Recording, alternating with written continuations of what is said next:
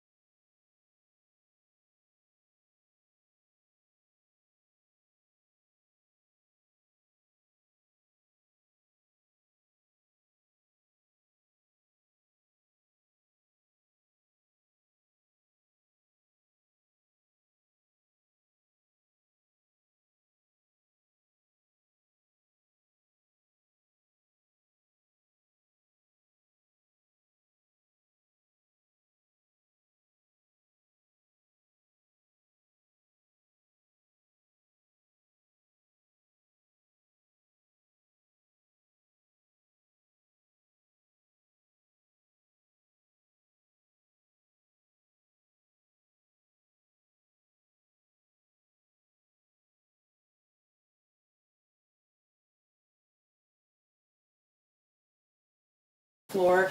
Just a reminder, he is here to give some personal remarks. He is not here to comment on the pending internal investigation at OPD. Thank you. Good afternoon, everyone. Thank you for coming. Why are we here today? We are here because on Saturday, we had one of the greatest moments of my public service career, as well as I think one of the greatest moments in the history of this city, with the celebration of Bud Crawford and his phenomenal boxing career. We had a great press conference. We had a great parade. We had a great opportunity to celebrate him at Heartland of America Park. And then some of us went to his birthday party. And I thought it was an amazing opportunity to celebrate somebody that I look at as a hero in this community. Then I woke up Sunday morning and I saw the text messages. And quite honestly, that was probably one of the worst moments of my public service career. When I looked at that message, I said, okay, I'm going to hope that this is a nightmare and that I will wake up and I won't have that text message. But I did. So I immediately began to work with Chief Schmaderer, my Chief of Staff, Tom Warren, my Assistant Chief of Staff for Communications, Aaron Grace, to see how we should respond. I also talked to a number of elected officials, including Terrell McKinney, Senator Terrell McKinney, City Councilwoman LaVanya Goodwin, and it was determined after talking to them that I should reach out to Mr. Crawford personally, which I did. I then explained to him, after he indicated that he wanted to have an investigation, that we would have a thorough investigation, and that the chief and I were on the same page when it came to having a thorough, impartial, transparent investigation. That is what we are going to do. And then I reminded Mr. Crawford of all the things I had said about him being a hero, being a role model, and that all of those things were still true in my mind. That he is an amazing ambassador for the city of Omaha.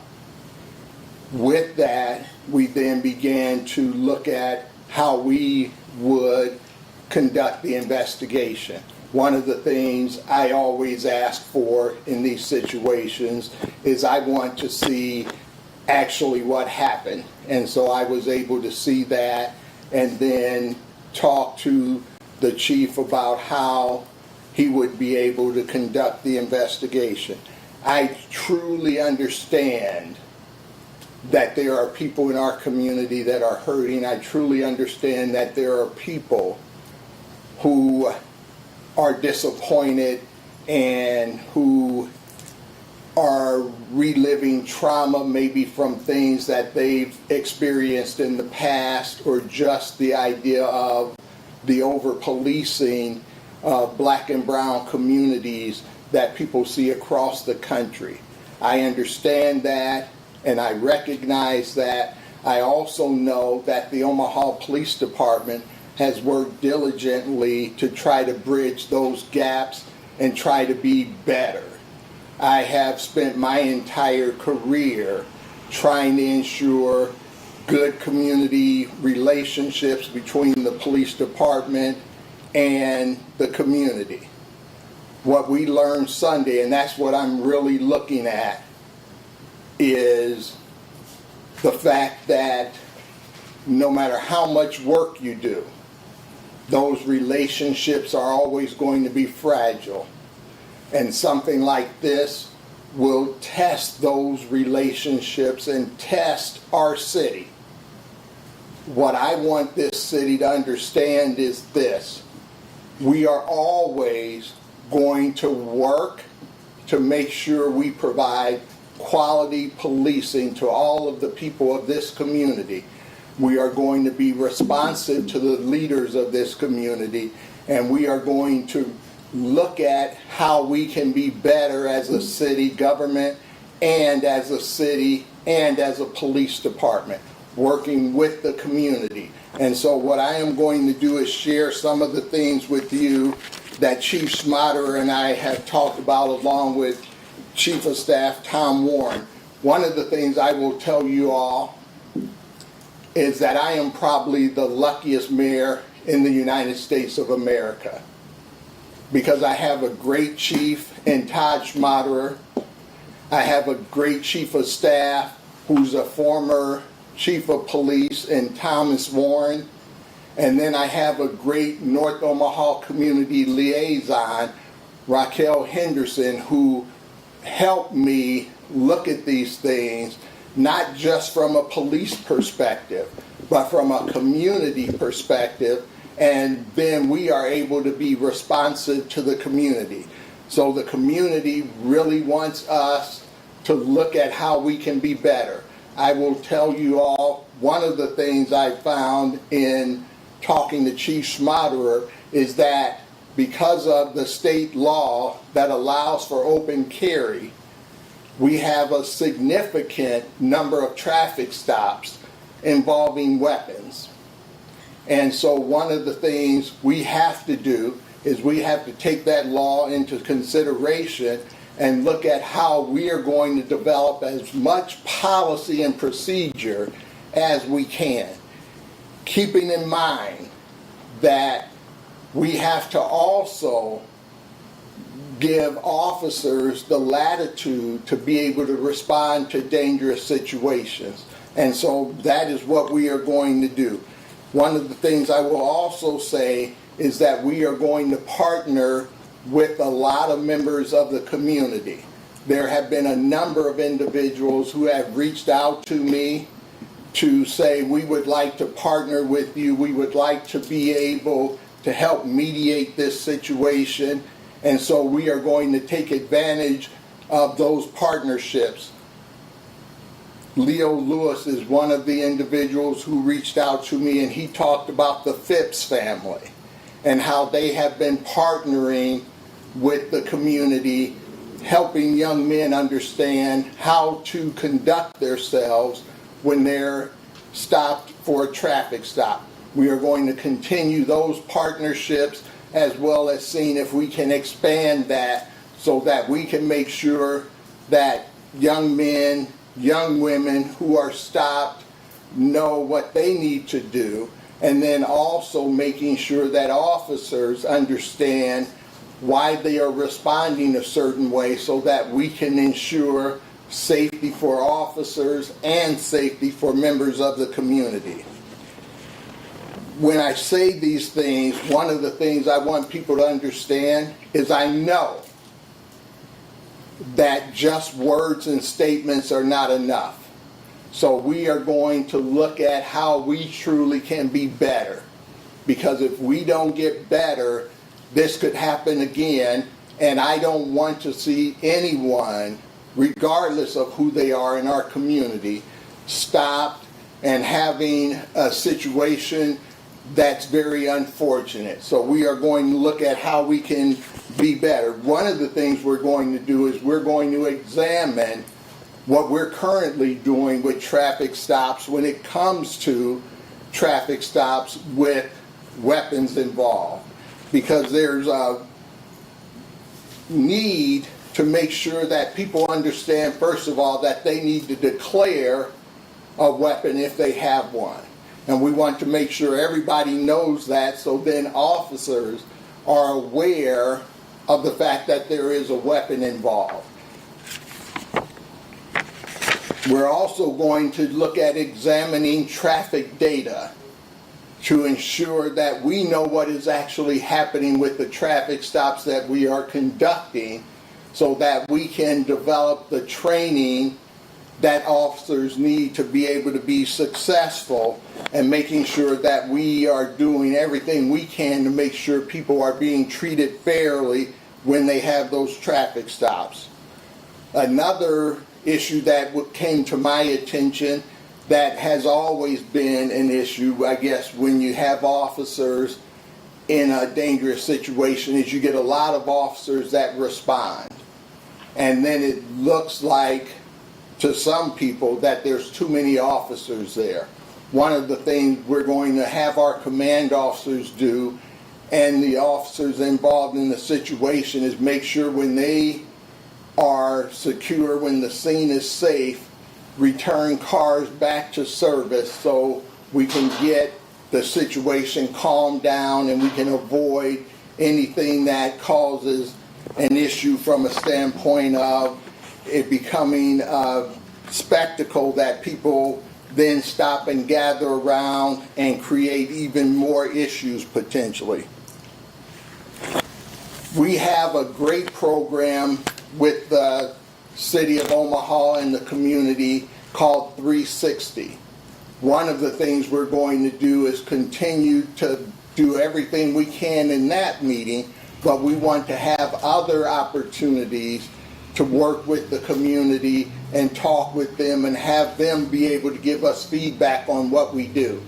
Next Wednesday, Chief Schmaderer and I are going to have an open forum at 360 so that we can hear from the community directly so that they can give us their thoughts on what we can do to be better. One of the things I will never be afraid of as mayor of this great city is to take input from the people of this community.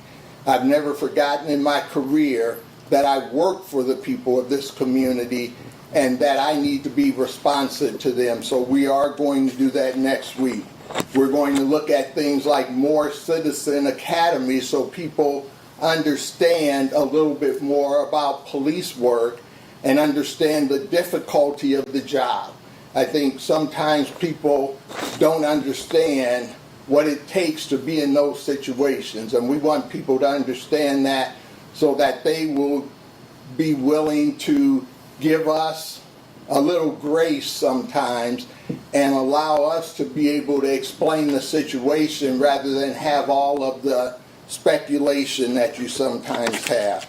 We are also going to look at training our officers and developing protocols, and Chief Schmaderer has even talked about potentially having a one-day in-service training to be able to provide the training and looking at what is being done around the country and having best practices so officers have more tools to be able to conduct these traffic stops safely.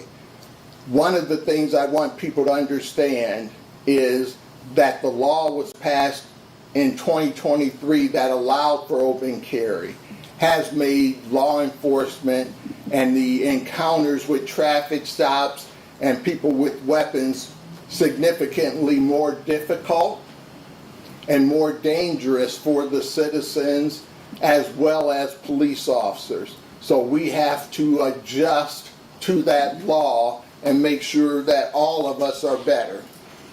We're also going to look at, as I said earlier, more training for people so they know what to do when they are stopped. And then just more integration of the police department in the community. One of the reasons I want to get the police department fully staffed is not to do more traffic stops, not to do more arrests or any of that, but I want the police department to be able to really get back to community policing, which you can't always do when you're 100 officers short and you're going from call to call. So we are going to look at how we can do community policing at an even higher level. The last thing I will say is this. I want people to remember this, that Mr. Terrence Bud Crawford is a hero in this community, and he is someone that I respect and that the members of law enforcement respect as well. And I think we have to be sure and careful that we don't allow this or anything else to tarnish that, and that we work as a community to continue to celebrate him and continue to move forward so that we can look at the magic that we had on Saturday. That's where we're trying to move Omaha. On Saturday, we had an amazing opportunity to see what Omaha looks like when Omaha comes together. And that's what I'm going to continue to work toward every day that I am mayor of this great city. I'm going to work every day that I'm mayor of this great city to make sure that we continue to work diligently to improve police and community relations. So at this time, I'll take any questions you might have. Before you do, so the mayor has a list of improvements. I'm going to hand these out. I would just ask that you raise your hands, and he can just call on people, and we'll take questions for a few minutes. Okay. Mayor, excuse me. Yes. You mentioned, you're looking at, you and law and police staff are looking at procedures at serious traffic stops with weapons involved.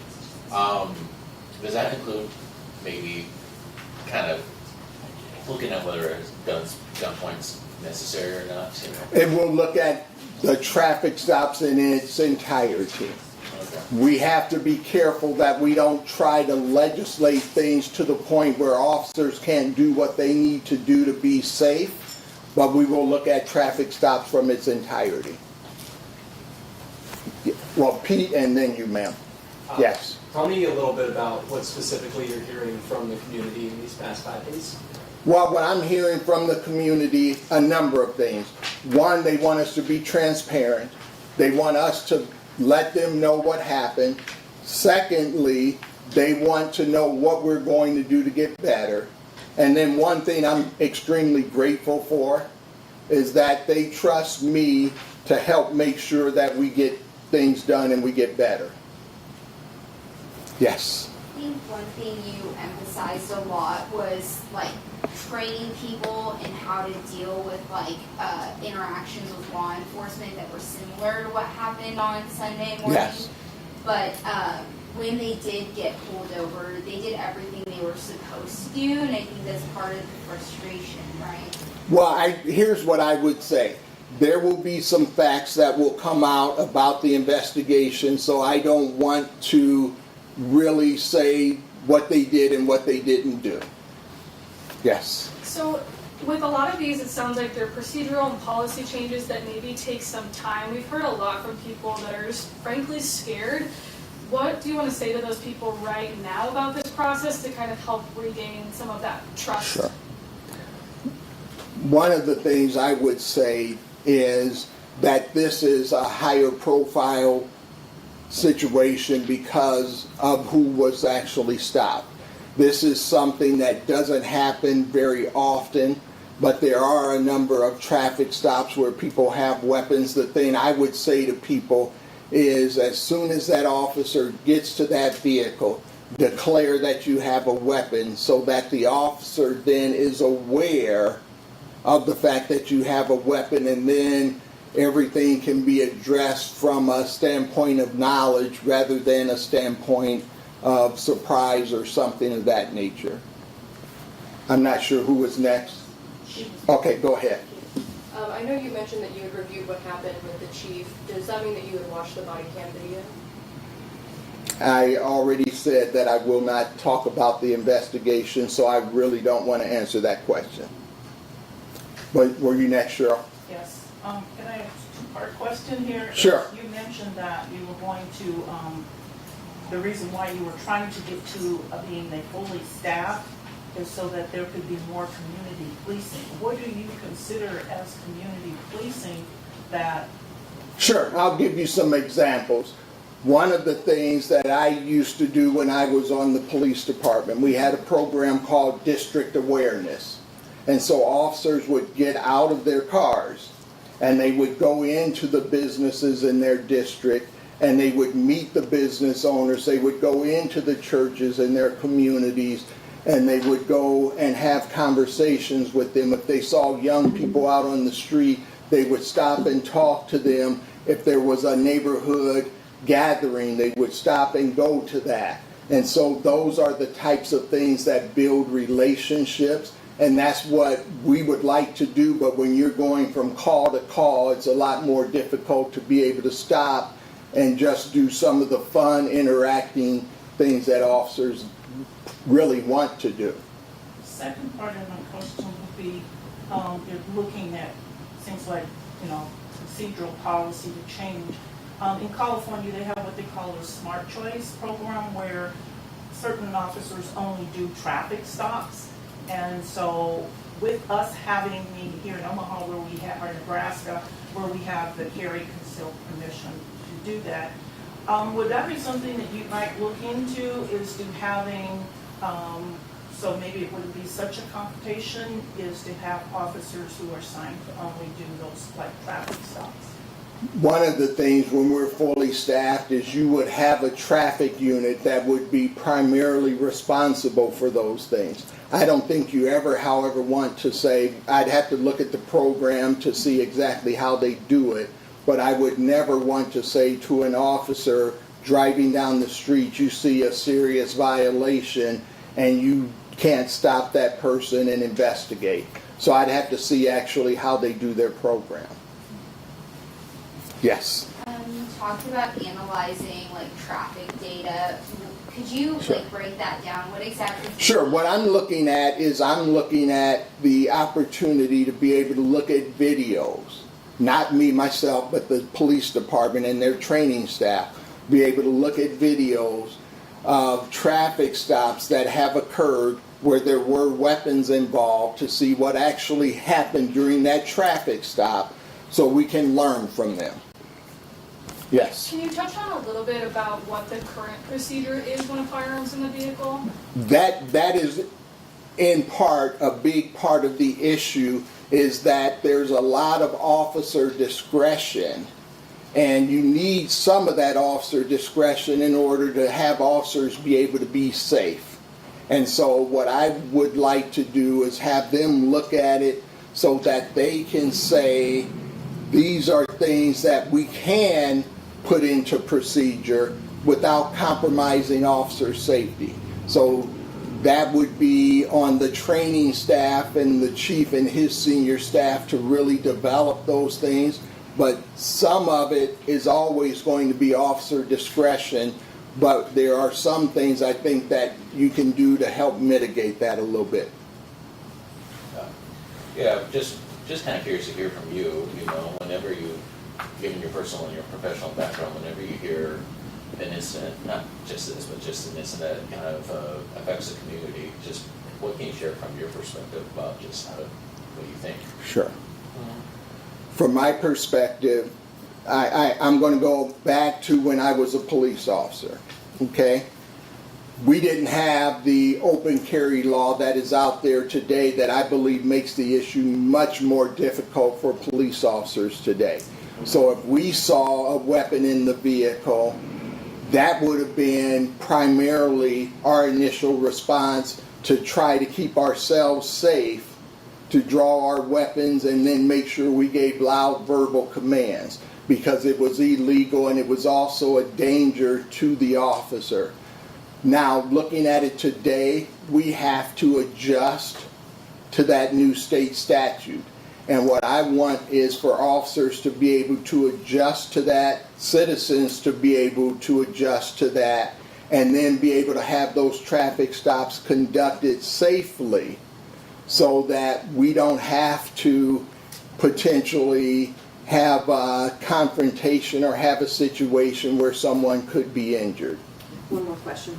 So since 2023, was there no policy shift in the Omaha Police Department?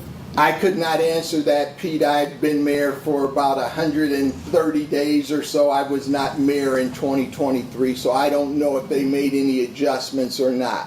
What I am saying today is that we are going to make adjustments. Can I just follow up on that? Sure. So then if I was driving in my car with a gun that I legally could have, and a police officer walks up to me, if they see that gun before I announced it, would the procedure be for them to aim their gun at me? That's what I'm saying, Pete. I don't think they have that kind of analysis where they've looked at that, that would be almost left to officer discretion.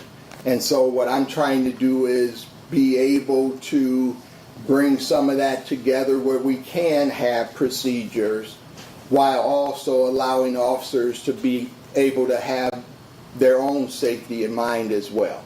So if somebody made, I'm sorry, can I just ask this one? So if somebody was to announce that they had a weapon versus an officer just seeing it, you're not sure if there is a different way that they... I'm thinking there's a different way because the officer then has knowledge and he or she can be safe.